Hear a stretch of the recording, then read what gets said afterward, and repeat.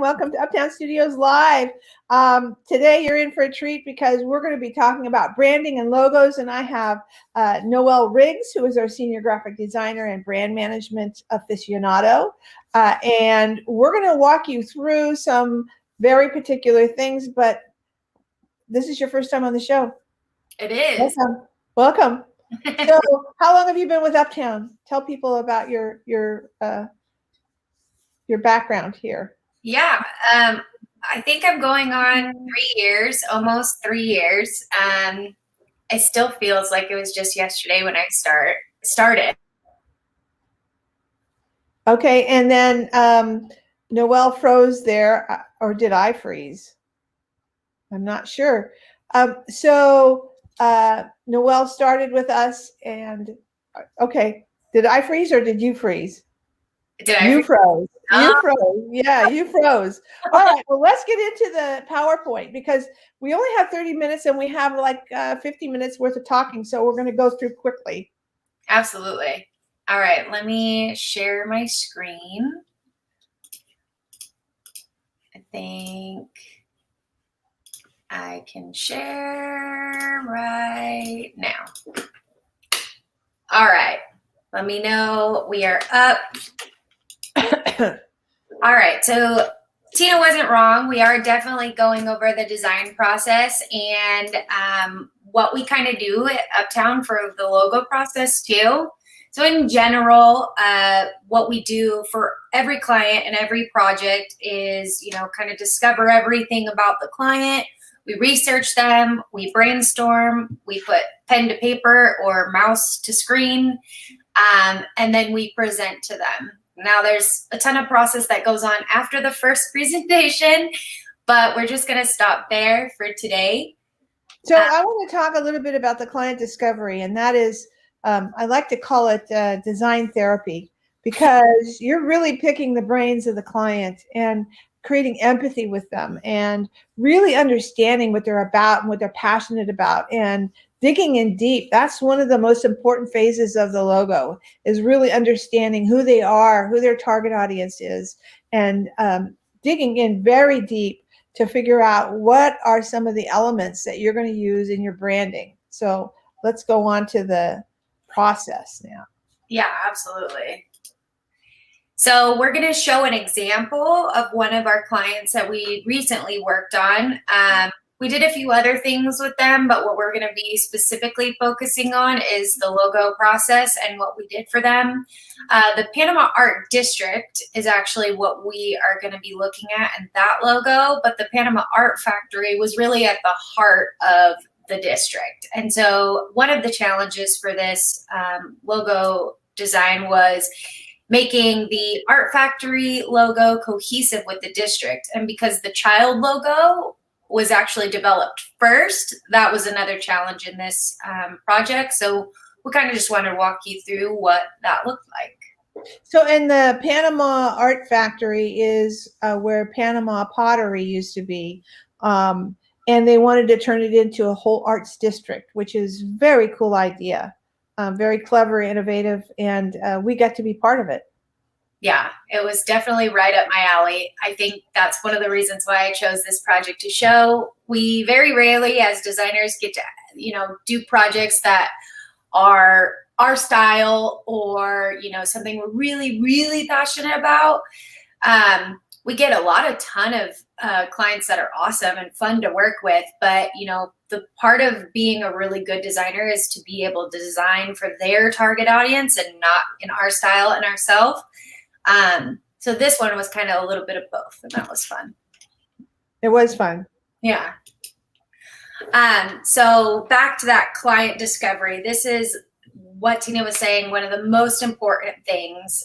People think, just designing a logo starts with, pen to paper or mouse to screen, and that is severely not true.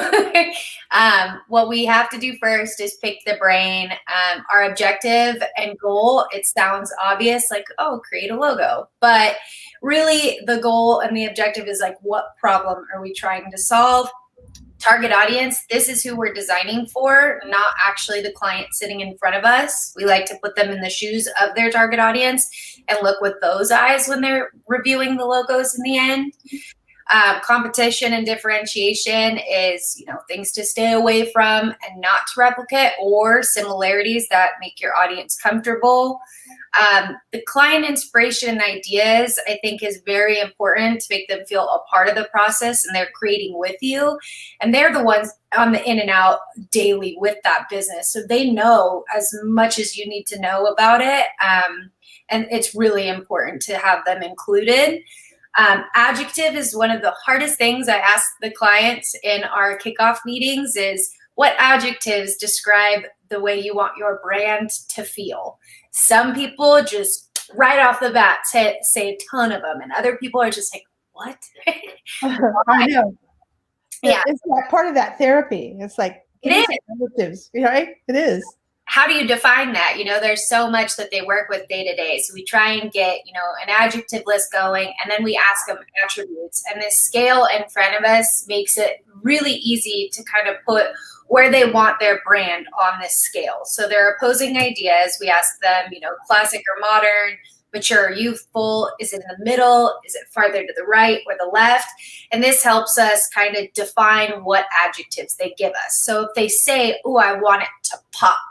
Okay, well, which side of the scale do you want it to pop on? Yeah, which makes it hard. I mean, people really have to squeeze their brains to get through the kickoff meetings that we take them through. And we really try to emphasize, you have to create empathy with your target audience, not you. It's like, how do we get people in the door to make a purchase, click a button? What is it that they need? What are their pain points? Absolutely. That's the hardest part, I think, about all of this.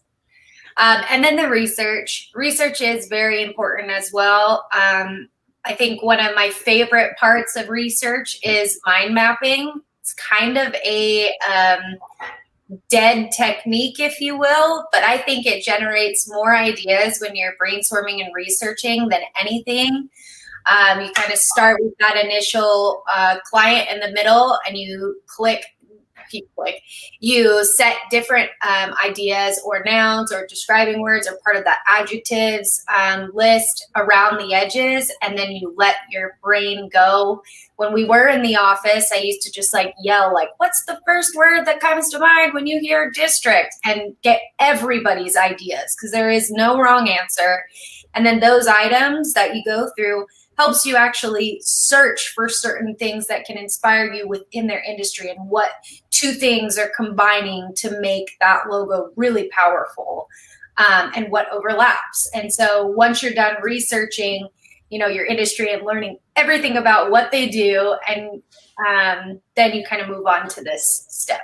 Well, and as you can see here, Noel doesn't just mind map. She's sketching along the way as she gets little ideas, because the words will come in, and if you don't sketch it down really quickly, it can be lost and forgotten. So those quick little pencil sketches on the right-hand side, I want you to look at those now, because she did pull those into some of her sketches.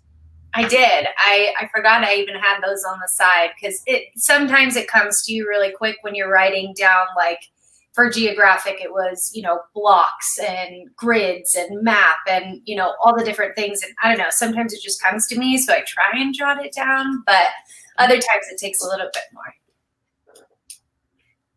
So then you got, don't mind my sketches. They're not meant to be perfect. They get perfected in the design. I like that circle ring around just slightly to the left. What is that? A coffee cup? This is what I like to be really creative. I was actually trying to make to emulate watercolor spill, and maybe make that the outer part of the logo. And so I was trying all these circular ideas. And so I set my coffee cup down to see if I could maybe change the color of that, and it would look more like a watercolor artistic kind of frame for the logo. Instead, it kind of looked like a wine ring, and I didn't want to go that route. So it was a next idea. But this is where you do get to try all those little fun things that come out of your head.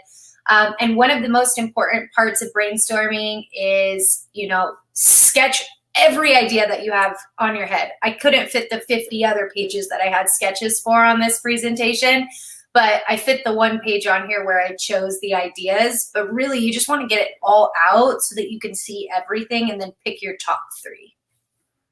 And these quick things is really where the brain gets the most creative. I mean, if it's fast, you can sit. And what I find over my 45 years of managing graphic designers is you can sit for 5 hours dwelling on something. And I can say the client is coming in 10 minutes. I need one thing new. And that'll be the one that goes. And that'll be the one that people pick. That's true, but it is 100% true. I feel like most designers work well under pressure. And I don't know, maybe that's one of the things, like, all right, 10 minutes to go, do it. I think we just have too many ideas. It's hard to narrow down sometimes. So then the design process, also very important, but I think everything leading up to this part is, really what makes your design. This is the technical part of it. But as you can see, here's one of the sketches that was actually from the last page. You can't tell what it is at all, but I like to leave notes next to it. I'm not trying to draw it as like a realistic portrait or actually make it look like the logo. Normally I can sketch the idea, give myself some notes, and then implement that into our design programs. So what this little squiggly thing meant was to do a map and make it negative space on top of some texture. So we actually found the map from the district. We simplified it down and we pinpointed where the art factory was. So that circle is actually on the real map as to where the art factory is. And this is the district that they will be creating the Panama Art District in. So it's actually the legit map, but it's very artistic, kind of abstract. You have to tell a story. So this is kind of how that process goes. Well, and the story be told. It really is. It really is this process. And when you sit down with the client and you go through this process with the client, they really get it. I mean, we're really showing them what our process is to come up with something that's awesome. Yeah, I wish there was more time sometimes to be able to explain all the little things of how we got there. But luckily, in the next stage, when we present, what we do like to do is bring in a write-up for each one of those logos so that once we are done presenting these 3 logo concepts that we do, we can give this to them and they can kind of reflect on all the things we thought about during that process.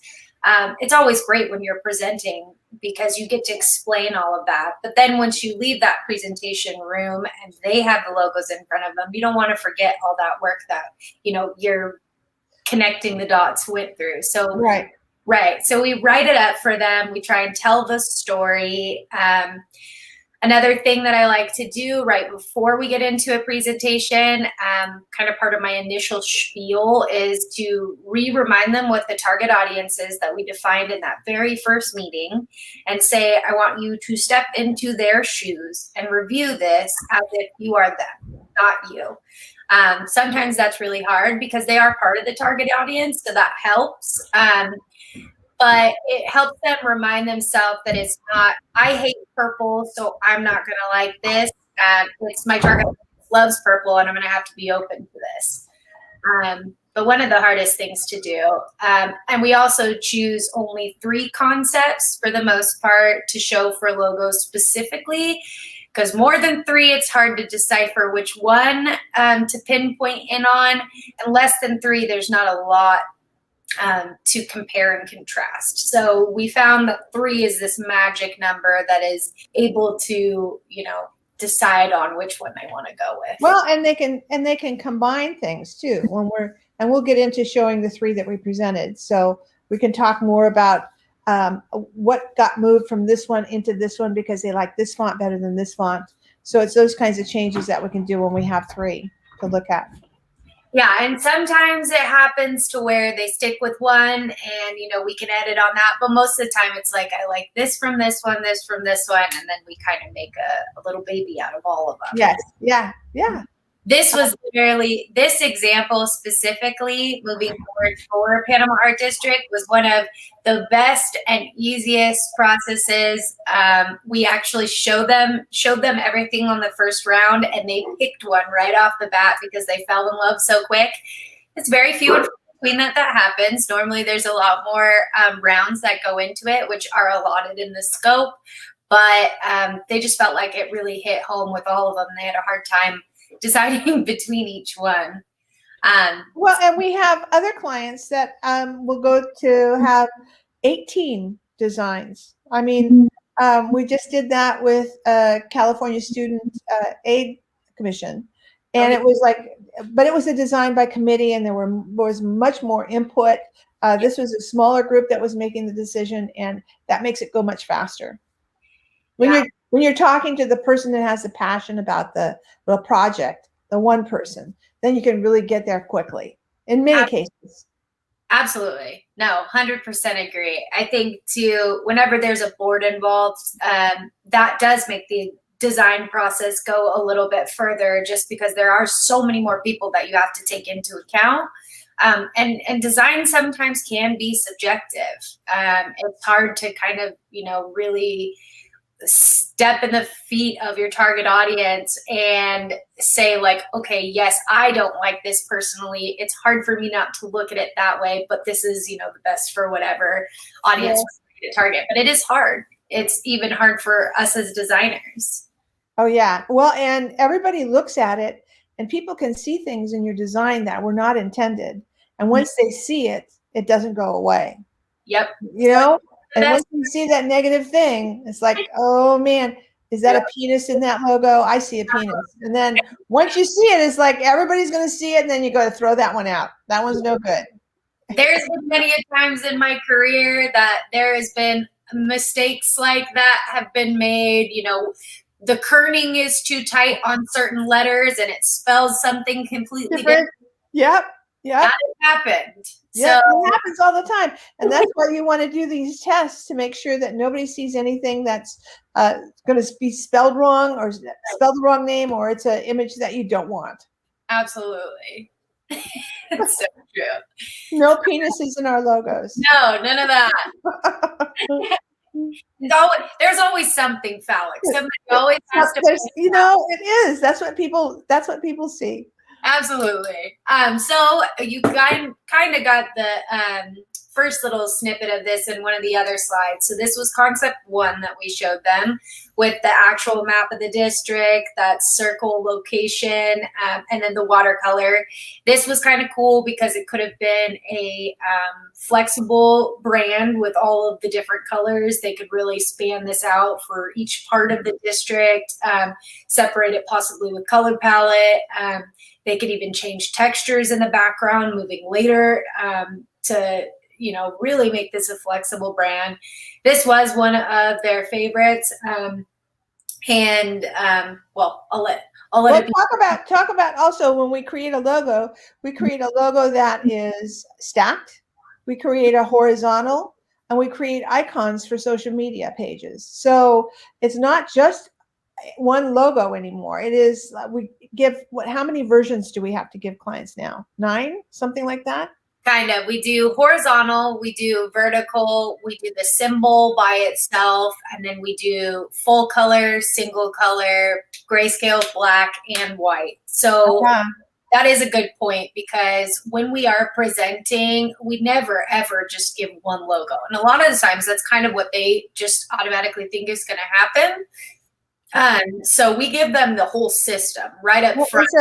We have to give them versatility, because you don't know where the client is going to end up needing to use it. So we give them the whole package. Yeah, and it changes too. Like every business, it could be a small business that's just getting off of the ground floor, and all they need it for is a header in their website they already had built. Well, you know, later in life, they're going to need a lot more for that. So we build it for as if you needed it for every single thing right off the bat. Yeah. Some logo designers actually in the very beginning of their process, they ask like, okay, where are you going to use this logo? And then they only design for where they'll be using it. And I think that the fault in that is it's not timeless. You can't do anything later if you need it for something completely different. So we really give it all.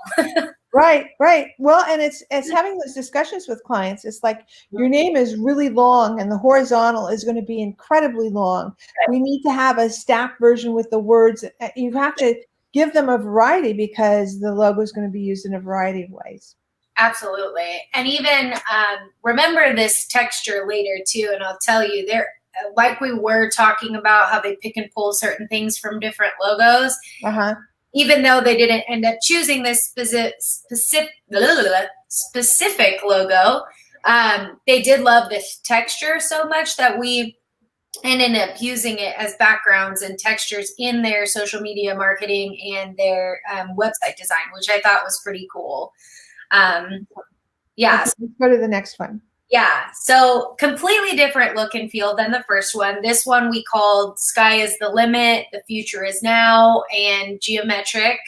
It's actually an abstract version of a P, but it's also like talking quotes because their tagline was, "We speak for artists." So we thought to use that. We also chose like very geometric shapes to make it look like district blocks or different pieces of the district fitting together, kind of like art and kind of like the district. And because they had in the very beginning on that attribute map that they wanted it like vintage and modern, and they were okay with either direction. So that first one was kind of modern.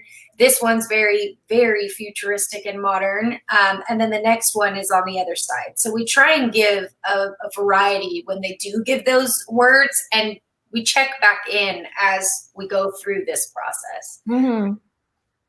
But this one, I think for special implementations later could be like a hologram special treatment, which I think could have been really cool throughout the design process. But yeah, this was the second concept. Excuse me. And then the third concept. So this one's really vintage meets modern. It gives a little bit of equity because it looks a little bit older. So it makes it feel like it's been around. It gives it some stature. It's also timeless. And this is the one that they ended up going with.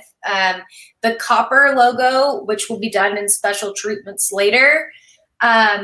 It matches the indoor decor of all the pipes throughout the building. Another thing that they really enjoyed this one for is that building is the Panama Art Factory logo. So it was actually incorporated in this logo.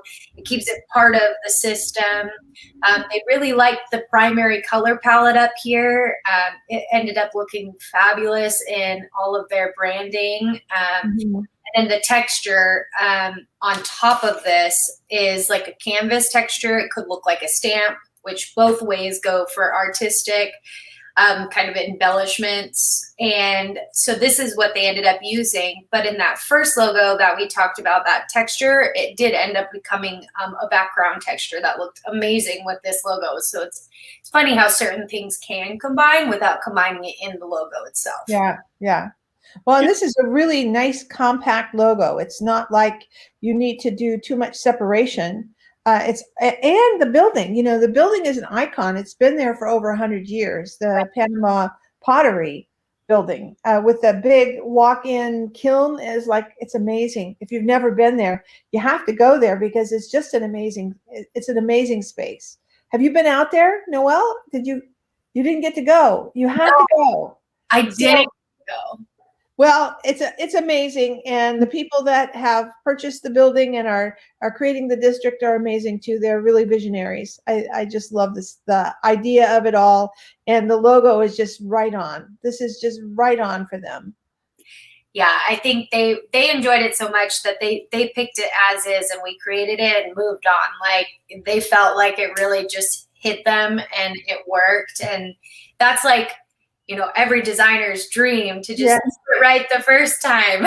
Yeah. It's like It's like this validation. Oh, they like me. They like me. Right. It is. Really did. It worked out very well. And I think Yeah. this could be flexible in the future. We could expand the palette. The cool thing about logos like this is they don't change. Like if you change the color, it doesn't change the concept. It doesn't need to be a certain color to sell the idea. So it really can be flexible. It can be them for futures on. Yeah. But yeah, so it kind of concludes here. Great logos don't happen by accident unless they're secret happy accidents that happen in your process. Yes. Logos really do affect the rest of the design process for their entire business. I think it's the most important thing right off the bat to develop your brand, and then have everything follow. So most people think, oh, it's just a logo. It'll be done in, a week or two. And really, it's defining everything else you do from that point forward. So it's one of the most important parts. It is absolutely a defining point, because everything is going to be using similar fonts. You're going to use similar colors. You're going to have, maybe you'll be using that the ribbon across the front as a header on a website. It's going to embroider well. It's going to screen print well. It's going to go down to be on a pen top very well. It's Right. all of it is going to work and be functional. So this is a really strong mark, and I really love it. Thank you. I think we just have a few minutes left. Thank you, everyone. Thank you, Noel. You did so much work, and we have another thing that's happening on June 17th from 3 to 6. We created a shot for shot, and we enlisted our partners at Legato, Good Bottle, the Rust Room, and Fruit Ridge. And at the Rust Room, which is inside Solomon's on K Street, meet me there on June 17th from 3 to 6. Bring your vaccination card and get a free shot of Legato whiskey, and come with friends and celebrate that we're opening up and things are starting to change. I am just so excited that I can go for walks now without a mask. I can go and eat at restaurants. I can, it's like I can see Noelle and give her a hug. I know. And we just did. And it was like the first time in 15 months. We got some new computers, and she came over to pick it up and got a big hug in addition.